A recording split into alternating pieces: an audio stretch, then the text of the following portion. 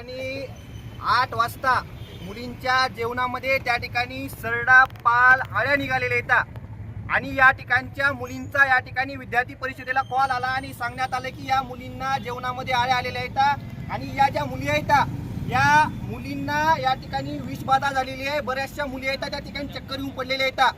ही घटना या वसतिगृहातील पहिली नसून यापूर्वी सुद्धा या महाविद्यालयाच्या प्राचार्यांना निवेदन देऊन सुद्धा विद्यार्थ्यांच्या जीवाशी खेळण्याचं काम त्यांनी केलेलं आहे।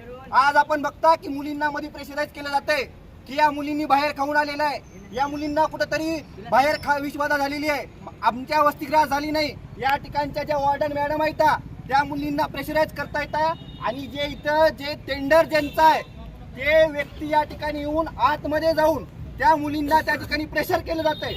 मला या ठिकाणी सांगायचंय की जर विद्यार्थ्यांच्या जीवाशी खेळण्याचं काम जर प्रशासन करणार असेल, माझी या ठिकाणी मागणी आहे की प्राचार्यांनी आता निलंबन केलं पाहिजे। यापूर्वी सुद्धा ही घटना घडलेली आहे, विद्यार्थ्यांच्या जीवाशी खेळण्याचं काम करतायत। आतमध्ये मुली घाबरलेल्या येतात, त्या ठिकाणी आतमधून मुलींचे कॉल येत आहेत आम्हाला की आम्हाला या ठिकाणच्या वॉर्डन मॅडम धमकी देत आहेत की या मॅडम म्हणतायत की आम्ही या ठिकाणी विषबाधा बाहेरून झालेली आहे। मला या किती दिवसापूर्वी विषबाधा झाली होती या महाविद्यालयामध्ये यापूर्वी सुद्धा 6 महिन्यापूर्वी हाच प्रकार घडला होता। त्यावेळेस सुद्धा रीतसर निवेदन दिलं होतं आणि मागणी केली होती की जो व्यक्ती आहे त्याचा टेंडर तुम्ही कॅन्सल करा। कोण आहे टेंडर घेतलेला व्यक्तीचं नाव त्या ठिकाणी आम्हाला माहिती नाहीये, परंतु जे नाव आहे ते प्राचार्यांकडून दाबण्यात येते। प्राचार्यांचं नाव काय आपल्या? प्राचार्यांचं नाव निकनवरे सर यांना आम्ही वारंवार भेटतोय, परंतु मला या ठिकाणी असं वाटतंय की कुठंतरी त्या टेंडरच्या पाठीमागे या सरांची टक्केवारी आहे का, कारण वारंवार या जे टेंडर आहे त्या व्यक्तीचं नाव तुम्ही समोर घेत नाहीत।